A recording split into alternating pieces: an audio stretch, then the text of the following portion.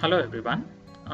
In this particular session, I'm going to take you through an overview of EpiData Analysis software.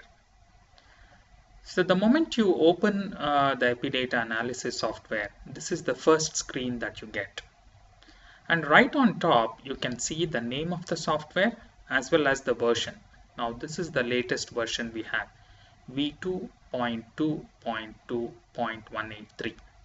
Now this information is often very useful when you seek help or report bugs in the online forum.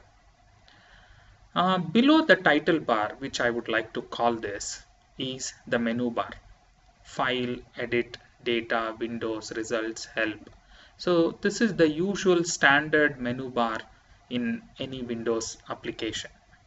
Okay, but there are some specific features to EpiData Analysis that we will look at.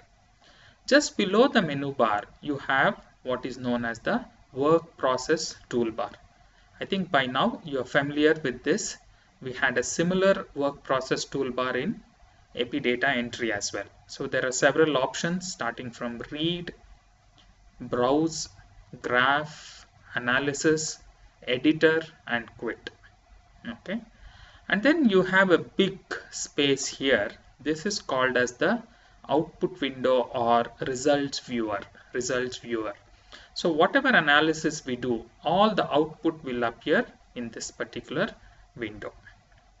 And just below the results viewer, where the cursor is blinking right now, this is called as command prompt. You can access command prompt either by clicking using mouse or using hotkey F4. And as I told you earlier, let's get used to these hotkeys. They are very useful and make you very efficient. Now command prompt is the place where you can type the commands and press an enter key to execute them. As I told you, there are three ways of interacting with the software. One is using the menu key. Okay, you can click on the menu, for example, go to graph and use one of these options, or go to analysis and say means or tables or frequency or whatever. So that's one way of handling the software. The second way of interacting with the software is via the command line or the command prompt. Here you can type the commands and press an enter key to execute them. And the third and the most efficient way of interacting with the software is using the editor. Can you see here? Using the editor. If you click here, a text editor will open and you can make a clear documentation, a permanent documentation of what you want to analyze. And you can type all your commands here and use the run option to execute them. And there are two ways of running the commands. One is F8, other one is F9. So if you press F8, it will run a selected portion of the program. And if you press F9, it will run the whole program. We will come to this in greater detail. Now, just below the command prompt, what you see is the status bar, similar to what was there in EpiData entry. And already you can note certain things. The first thing on the corner here, you find See EpiData. Now what is this? Now this indicates the current working directory.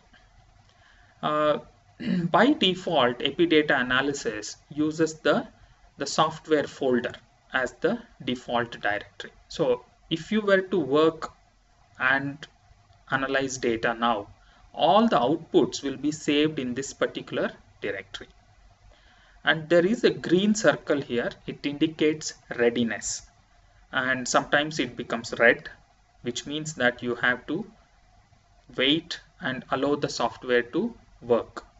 So this indicates, the green indicates readiness, and now you can give new commands or new instructions to the software. And there is something called as EA output, EA for EpiData Analysis output.htm. Now this is the default output file that is present. Whenever you open the EpiData software, it will create a default output file. So any analysis that you do will go and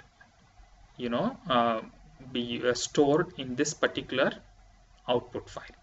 If you want to change this, you can do that, and we will learn how to do it. Now this is sort of the general anatomy of EpiData analysis.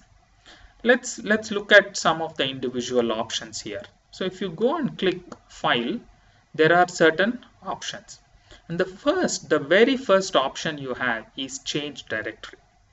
That's indeed the first step that we have to do, because before you do any analysis, it is very important to organize yourself. Set and tell the software which is your directory, which is your working directory, where all the files are present, where all the output should be saved to. So this is the first step, and we will do that. And after we do that, then we go and read the data, and then we go further. So these are some of the options. So there are other things like import from Clipboard. Remember, I showed you in a session previously how to import data from Clipboard and create a reg file. There is usual options of print preview, print, save data, etc. etc. In edit, you have certain things like copy, select, edit history, search, etc. And there is one important option called edit setup, and I'll show you how to manipulate that in a little while. Under data, you have certain things like variable definitions. If you want to know what are the definitions of the variables in the data set, if you want to browse data, if you want to list, and some of the other options which are currently grayed out as they are not applicable now. If you go to Windows, it nicely lists several commands or several windows and the shortcut keys to access the same. So for example, F1 is the command reference. That means it is the shortcut key for accessing the help file. So if you press F1, you will access the help file. Okay. Yeah. Similarly, there are others. If you want to access the commands, then go and click on commands or press F2. And now it lists in a separate window all the commands that are used in EpiData analysis. So this is a great way to learn. So if you go and click on this plus, then you see there are some read and start command. And if you want to know more about what is read, double click on that. It will appear in the command prompt, and then you can press a F1. Then it will take you exactly to that place in the help file where the description of read command is available. Similarly, if you want to learn about, let's say in graphs, I want to learn about histogram. Okay, so I can double click on histogram and then press F1. It will take me directly to that place in the help file where histogram is described. Is this clear how to make use of the command window and combine it with an F1 to find and learn more about individual commands? So for time being, I'm going to close the command window. So if you go and click F2 again, it will close the command window. It's a toggle key. Similarly, F3 is for variables, and I'll show you in a little while, because first you have to read a data set, only then this will work. F4 I told you is command prompt. F5 is for opening the program editor. This is the third way of working with the software and what we are going to do in this entire course. Okay, this is the most efficient and strongly recommended approach. So we will learn a lot about editor. So F5 is the hotkey for opening the editor. Again, browse data. I'll show you how to browse data once I open the data set, but the hotkey is F6. History, I'll come to that in a little while. Okay, and then there are some other options here. Similarly, under results, there are some options about clearing the screen. If let's say there is a lot of clutter in the output window and want to clear the screen and clear the memory, then F12. Erase graphs is another option which we will show later. Save current view or log close. Okay, we'll come to log close and log open in a little while. But suffice it to know right now that log is a word used by the software to indicate output. So whatever work that we are doing, whatever interactions we are doing in the software, a log of all that interactions is kept in the log file or the output file. So if you want to close this output, the command is log close, and that is what is shown here. Okay, and similarly there is another one called log open.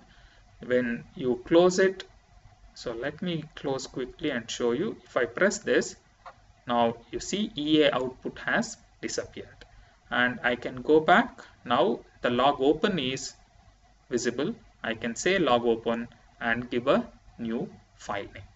Is that clear, everyone? Okay, and then you have the help file. You can go to a PDF or use a command reference to search. So this is in brief the menu bar, and then you have the work process toolbar. Now let's begin with our first step, which is to change directory. There are two ways of changing the current working directory. So one is you can go to file and click on change directory. Okay, and then you get a browse window like this, and from where you can choose which should be your current directory. The other option is you can go directly on the bottom corner here and double click on that place. That also does the same thing. Okay, these are the two menu based options for changing the directory. So as you know, we have been working throughout this course in a course folder called EpiData _course, isn't it? So let's go to that EpiData _course, select it and say this is going to be our working directory. Press OK. Can you see this? A change has already happened. See EpiData course.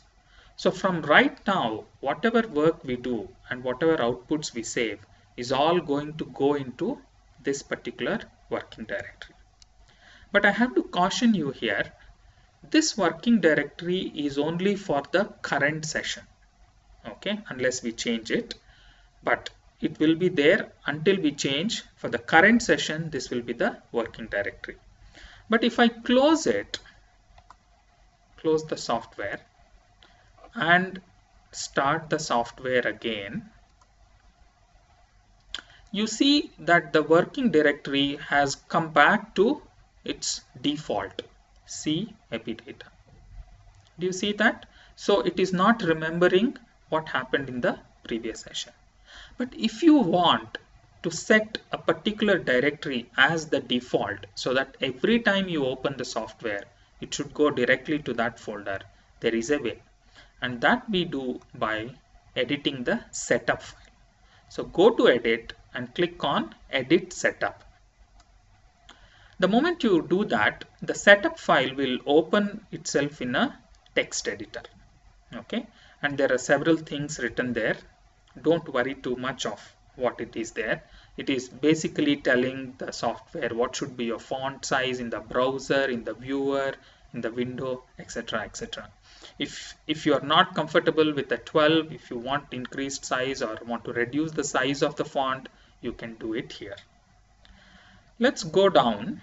There are several other options, but in the end it says default folder defined as CD, and it gives the path. It is in the C root of the C drive, and the folder name is EpiData, and that is why it was going there, C EpiData. Now this CD means change directory. Now what we are going to do is simply say CD, that is change directory. Directory is the term that Microsoft used to use earlier. Now we call folders, and I'm going to type the path C colon and a backward slash, and instead of EpiData I'm going to say EpiData underscore course. Okay, so this is how I'm going to set my default directory. I'm going to save it. You have to save before you exit. Close it, close the software, and now when you open the software, the default directory should be EpiData course. Let us see if it's working. Yes, so we have come to EpiData course. Do you all now understand how to change default directory in by manipulating the setup file? Okay, is this clear? This is the way we can keep a directory of all our projects. So for example, I am involved in multiple projects, so I can make different directories in the EpiData setup file. So I can go to EpiData setup file and open this and keep writing my new directories. Whatever is there in the end is ultimately going to be selected. Let us say I have another folder where I am working. I'm going to say C temp. Okay, let's say my working directory is C temp. Okay, now what I'm going to do is close it. So the next time I open, it should go to C temp. Can you see it here? So let's say I want to go back to EpiData course. All I have to do is just go to edit setup, go to the end and click this and bring it to the end. Because the commands are executed sequentially and whatever is there in the end will ultimately be chosen. Is this clear how to manipulate and change directory? Okay. So now instead of closing, let me run this. As I told you, in editor, if you want to run a selected line, it's F8. If you want to run the whole program, it is F9. Now I'm going to click on this final line, line number 32 here, and press F8, and so it was executed and my directory was changed. Did you notice that? Okay, so let me close this, close the software and restart all over again. Fine, so we have successfully changed the directory and made it the default one, C EpiData course. Now let's go and read a data set. Let me click on this button here, read, and I see there is a rec file already in my course folder. Now mdrtb.rec we have already provided to you as part of course content. Please download and keep it in this course folder. I have already done that. So I'm going to open this mdrtb rec file. The moment you say open, there are several changes that happened. Let's go through one by one. The first change on top, right on top, you see in addition to the name of the software and the version, you can now see the name of the file which is open. So it indicates not only the name of the file but also its location. Okay, mdrtb.rec, it's in EpiData course folder, which is in turn in the root of the C drive. And now this close button, which was grayed out earlier, now becomes highlighted, because only when you have the file open can you close it. And then there's something appearing here in green. It's telling you loading data, please wait, file name so and so, and it also says the fields, how many fields there are, 22, and total number of records 179. So it's giving you some basic information, so you begin to know about the data set. And there are other changes that happen. If you look at the status bar here, can you see this 179? So the number of records, this indicates number of records and it is showing in the status bar. Now this is very important to note at every stage of analysis, because sometimes you want to do data analysis on a subset of the data, and when you do a selection of a subset, then only the number of records which fulfill that criteria, that will appear here. So this is a good way to keep a status check. Okay, and it also says all selected. So there are 179 records, that is all the records there are in this rec file. So when you do a subset or sub-selection, it will indicate the number of records in that sub-selection, and here you will find the criteria of that particular sub-selection. Okay, let me quickly show, I'll show that in a while. And then you have the output file as described earlier. Is this clear? There's one more thing I want to show, and that is if you go to Windows and click on variables, because it's not enough for us to know how many records, but I am also interested to learn what are the variables which are present in this dataset. So I can go there and click. Please note F3 for variable window, and it's a toggle key. If you press it, it will appear. If you press it again, it will disappear. So now I've got here the list of all the variables that are there in this dataset. So let's quickly go through the structure here. So for example, ID says yes and unique laboratory identifier. So what do these three individual terms mean?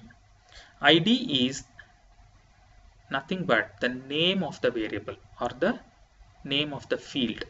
Okay, remember in EpiData entry, the various attributes of a variable, ID is the variable name. Yes refers to the type of the variable.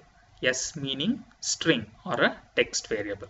Similarly, there is I meaning integer variable, and somewhere you will find D, which means it's a date variable. Or I can't see something. Okay, there is a F here, which means it's a float variable. So the middle column here is showing us what is the type of the variable. And then the next one is the variable label. So the full explanation of what this variable is given here.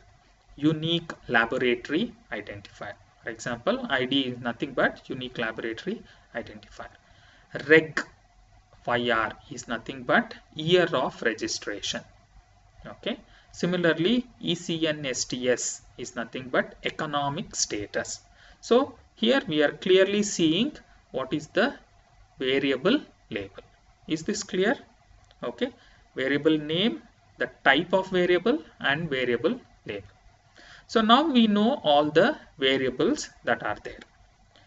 The next step to know is not only we should know the variable, we should know what is the code book, isn't it? So for example, we have sex, but how sex is coded? What is 1? What is 2? Like that. So we want to know what are the values this variable can take and the value labels. So how do we know that? There are two ways of knowing. Let us say if you want to know just the definition of sex. Okay. So all you have to do is go there and right click. And if you do right click, you can see here 1 is female, 2 is male, 9 not recorded. Is this clear? How to look at the values and value labels? For example, let's go to outcome here and right click there. It will tell us what are the categories that are there: cure, treatment completed, treatment failure, default, etc. etc. Is this clear? How to find out? If you want to examine all the variable definitions in one stroke, the way to do it is go to data and click on variable definitions. Click there. You see in the output window here. So clearly telling district codes, sex, how it is coded, economic status, below poverty line, above poverty line, alcohol use during treatment, yes, no, not recorded, etc. etc. Is this clear, everyone? Okay. Now, having understood how to look at the variables, how to look at the labels and everything. Let me show you how to clean this up. Now there is something here, a clutter. I want to clean it up. How do you do that? Now before I do that, I have to ask you one question. From where do you think the information on values and value labels are coming? Is it the rec file? No, it's the check file. Okay, if you remove the check file from this particular folder, then you will not be able to read all these values and value labels. Do you understand that? So let me show you. If I go to the course folder, see EpiData course. Okay, so what I see already is mdrtb rec, but accompanied by a mdrtb check file. That is the reason why we are able to read all these values and value labels. Is this clear? If I remove the check file out of this place, then we will not be able to appreciate the values and value labels. Okay, is that fine? Great. So let's move on. So let me show you how to clear the screen. How to clear the screen. So you go to results and can you see here clear screen? It's also a short key is F12. So I'm going to click here clear screen and the whole thing becomes a clean slate. Everyone clear now how to clear screen? Okay. Now before I proceed further, I have to show you a couple more options. So one is after you have read, the next step is to browse the data. We are all used to looking at data in terms of a spreadsheet. So if you go to browse and click here, a new window opens. And here all the variables that are there in your data set are listed. Either you can click all here so that everything gets selected, or if you want everything to be deselected, you can click none, and want to select only ID, age and sex, you can do that. So whatever it is, you want to select all variables or selected variables, you can do so and then click on run. So for the first, I'm going to select all and click run. And this, I can resize this window, and can you see here the whole data set I'm able to browse. Let's take a moment and see how this is organized. Now there is a button here called values bar labels. Now this is a toggle button. Now let me press on it and see what happens.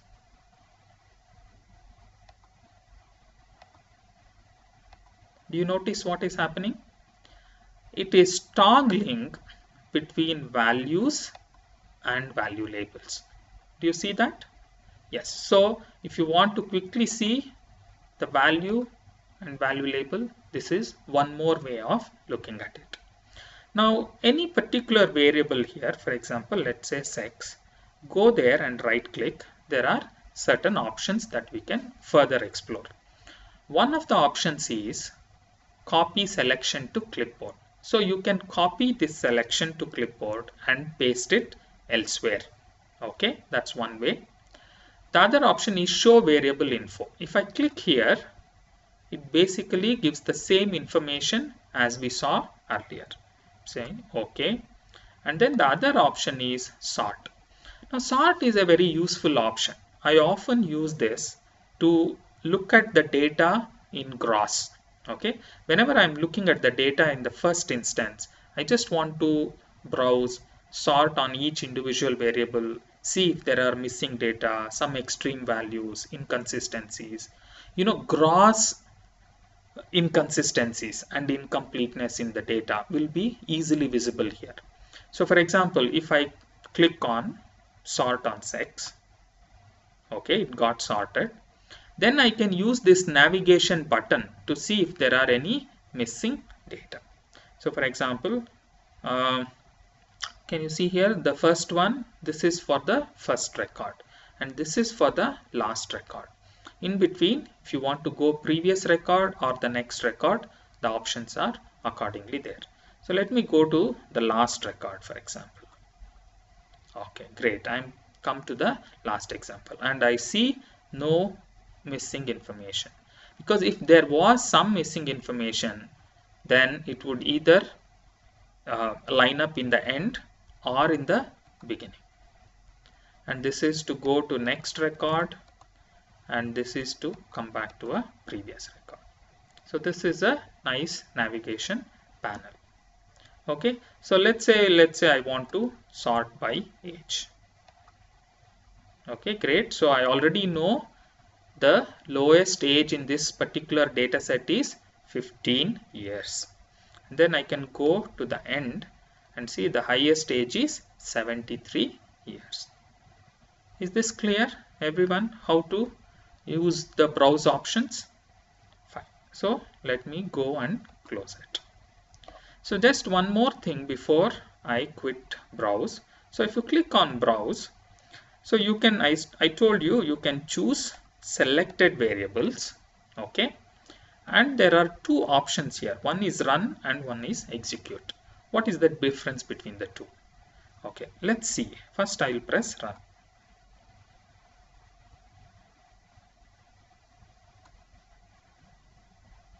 Okay, let me close it and go back, do the same 8x and then press execute. What's the difference between the two, run and execute? Okay, let me do it again. ID, age, sex. I'm going to press run now. Notice what happens. The moment you press run, you get the browse information, but the window where you made all the selections disappears. So in case you want to make an additional variable selection here, now it is not possible because you have to start from scratch. Everything is deselected, ID, age, sex, and then maybe one more you can and press run. But with execute, what happens is you have the browse data, but this window is still active. Okay, so if I want to add one more variable or delete one, no, it becomes very, very easy. So I can again do execute. Now for the new set we get. So we don't have to start from scratch. So that is the difference between run and execute. This becomes very useful, especially when you are doing a exploratory analysis. So you want to generate a graph and you haven't quite got everything right in the first instance. Then you can keep pressing execute and keep doing that until you get the right graph. So I'm going to show you this one again later on. Is that okay? Fine. So let me close this. So we finished read as well as browse.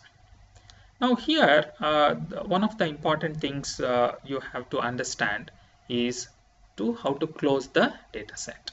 So let me go here. Can you see the button here? Very simple. Close the data set. When I close, just note what all happens. Okay. You see here mdr/tb rec. This should disappear.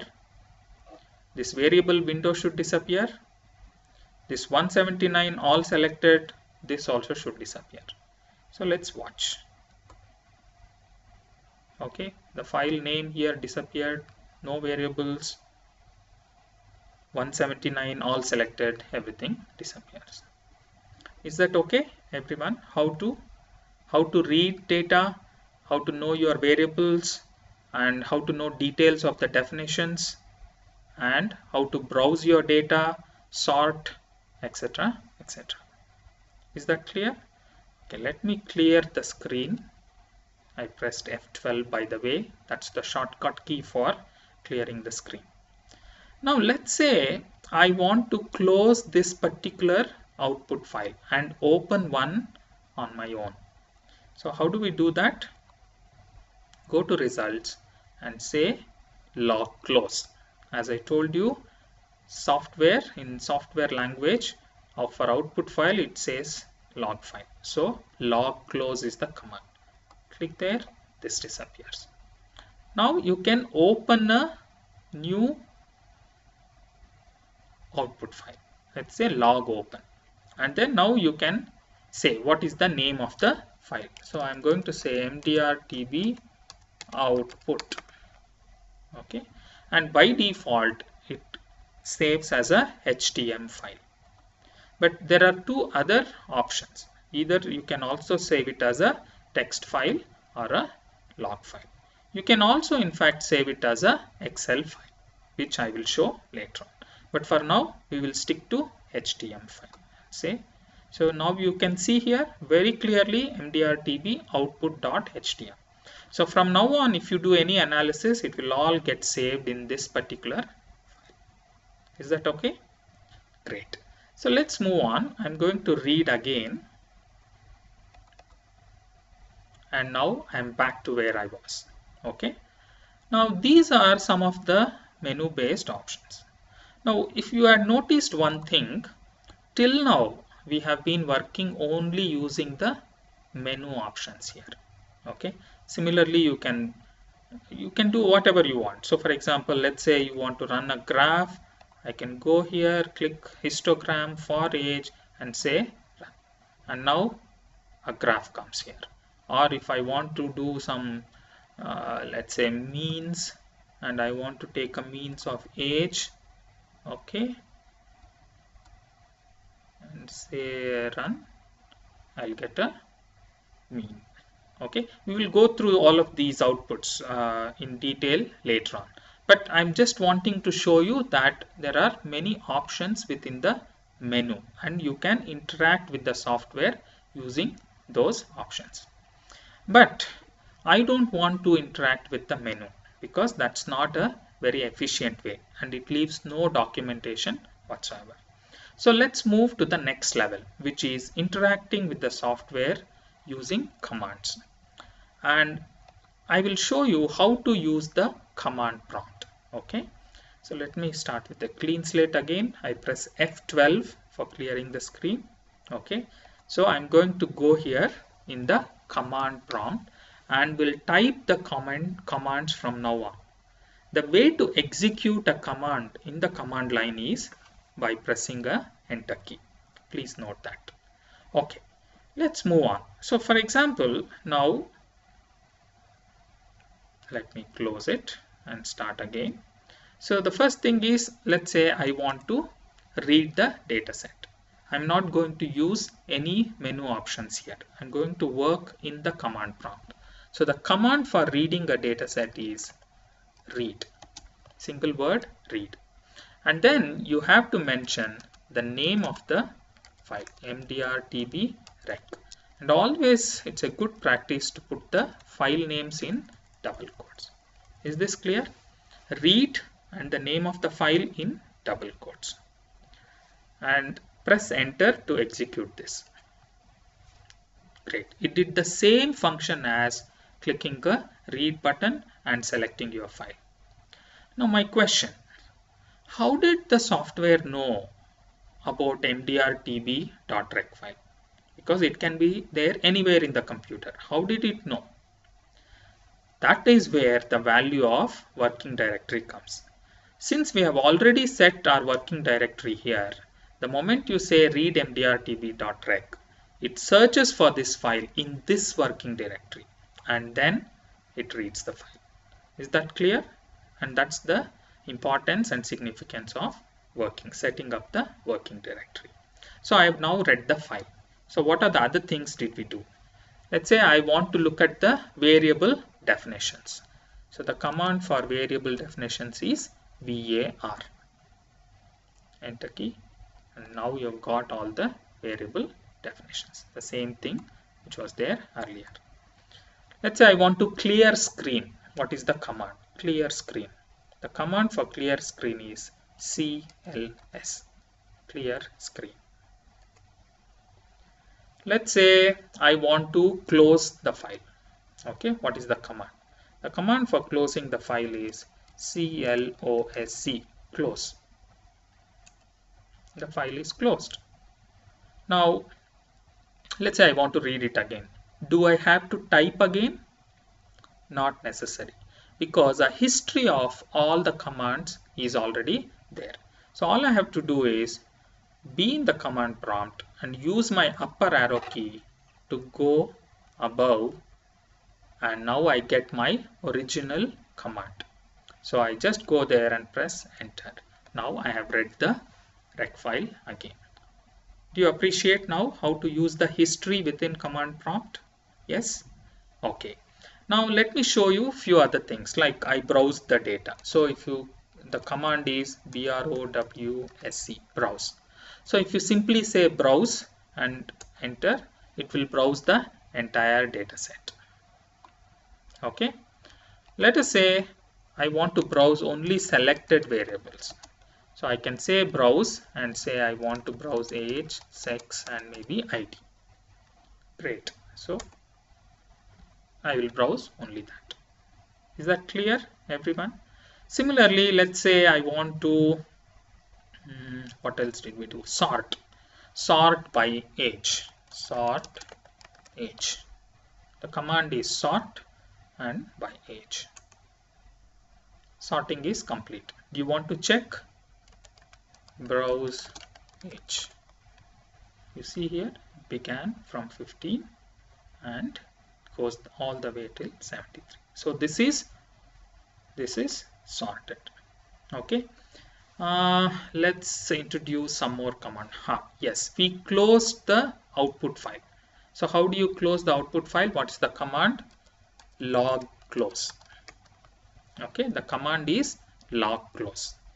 You don't have to refer to any file here, the name of the file, because in EpiData Analysis only one output file can be opened at a time. Just like only one data file can be opened, only one output file can be opened at a time.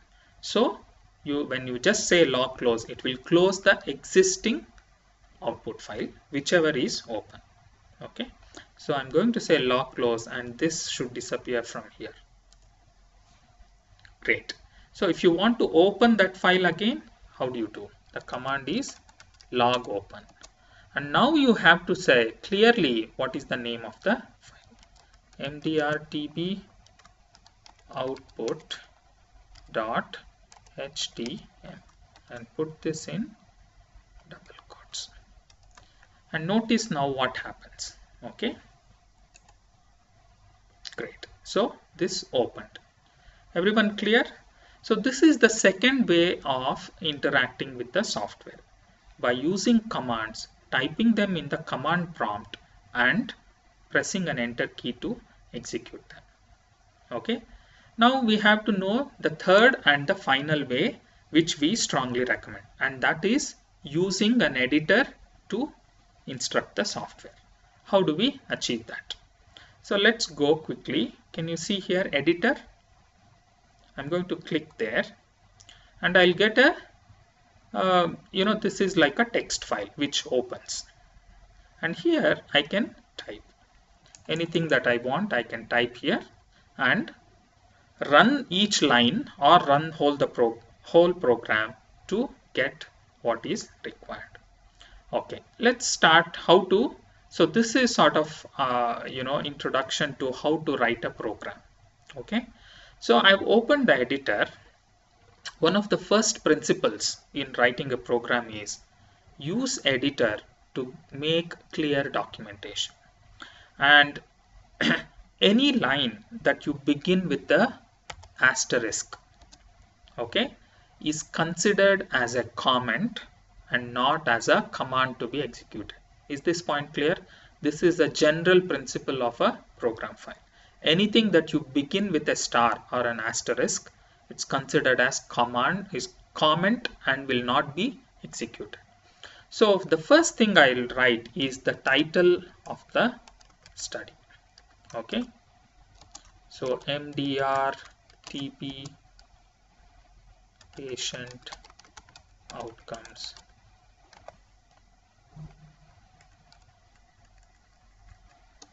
in India, whatever. Okay, write the title of the study, And also write, it's good to write who is the author of this analysis. Okay, you can write your name and also maybe write date when this program was written. Let me write today's date, 4 August 2015. So, it's good to maintain this documentation and keep a log of all of this. Let's say tomorrow you share this with mentor and it gets revised. Then you can write revised on 5 August 2015 by so and so. Clear? So this is a nice way of documenting what your study is about. Now before we proceed any further, let me save it, Control S, okay, and give it a name. So I'm going to say MDR-TB. So I'm going to have a program file. Can you note the extension already? .pgm. So this is the program file, okay, most important file. So I'm going to save, and already you see here mdrtb.pgm appears. So you are working on a program file and you have already saved it. Now there are 3 standard commands with which you start any program. Okay, what is this? CLS. What does CLS mean? To clear the screen and clear the memory and start from a clean slate. Close. Close is close any rec file if it is open. Then log close. Log close is close any log file which is open. So if you start with these 3, you are beginning from a clean slate. And once you do that, the next step is read a file, mdrtb.rec, and within double quotes. Okay, keep saving as you move along. Now let me show you how these things work. Okay, how to run these lines. In command prompt, you will press an enter key to execute. Here an enter key will not work. You have to run it using, there are 2 commands, run selected and run all. Okay, for run selected use a hotkey F8. For running all, the whole program file, you use F9. So let me go here and show you how it works. So I'm on the line here, line number 6, CLS, and I'm going to press F8. Okay, and what should happen? This little thing here should be cleaned up. So F8. So did it work? Yes. Similarly, let's say I want to go and close. Okay, what should happen if I run this line? So you can keep the cursor anywhere on this line. It's not necessary end or beginning, or you can even select. Or if you want to run 3 lines, you can select those 3 and press F8. That's the advantage. So let's say I want to close the program and want to run this line. So go there and say F8. Do you see that? It closed. And let's say I want to run log close. So this mdr-tb output, that should disappear. Press F8. Disappear. So let's say I want to now run this read mdr-tb rec. I can do that. So now it is all back. Now if I want to log open a file, so log open and say mdr-tb output.htm. Okay, let's run this line and see what happens. Press F8. Now this is already open. Clear? So these are a sort of standard set of commands with which you begin any program. CLS for clearing the screen and the memory. Close closes any rec file that is open. Log close, which closes any log file or the output file that is open.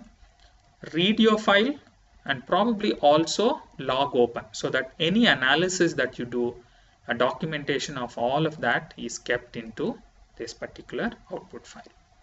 Everyone clear with that? Okay, so this sort of finishes our introduction to EpiData analysis. Now we will learn more. We haven't done any analysis till now. We will learn all of that in our subsequent sessions.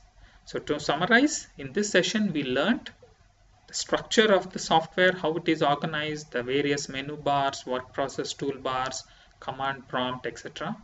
We learned that there are 3 ways of interacting with the software: using the menu, number 2 using the command line, number 3 using the editor and making a program file. Then we learned certain commands, clear screen, close, read, log close, log open. There are some basic commands that we learned: browse, sort, etc. So there's a couple of final things I want to show you before I end this session. So for example, here you can see that currently all are selected and there are 179 records. If I want to, let's say, do an analysis only among females, so how to do that? So go to sex and right click. I know one is female. Great. So all I have to do is use a command select, say sex equals 1. Okay, and the moment I do that, do you see this here? 176 became 40, and then instead of all selected, now it says sex equals 1. So this status bar is extremely useful to alert the user where the current status of the software and the current selections. Let's say if I want to come back, deselect it and come back to the whole data set, then you simply type the command select and press enter key. And now I'm back to 179 records and it also says all selected. Okay, is that clear? And one final principle that I want to tell you, how can you begin with the menu but learn the codes yourself slowly? So for example, let's say I'm going to graph and I'm going to say I want to run a histogram of a variable age. Okay, and run it. So I've done a histogram. Now I want to know how to do it using a command prompt or a program file. Okay, how do I learn that? There are 3 ways to look for the command. One is, if you look at in the output, just before this histogram, you can see the command is written here. Histogram age, and it gives some sizes for x-axis and y-axis. Now this is the command. This can also be seen if you go to command prompt and press the upper arrow key. You can see the actual command, histogram age. So I can, let's say, let me clear the screen. I can simply use this and press enter. I'll get the same result. Okay, clear the screen. Let me copy this and go to editor, paste it here and run using F8. I'll get the same thing. So this is one way of quickly learning the commands. Begin with the menu, try and do whatever is your analysis, and learn the code that went behind running that analysis. And once you copy that and paste it into your program, it leaves a permanent documentation. We will reinforce this concept more as we go along. Is this clear? This concludes the introduction to EpiData analysis. Thank you very much.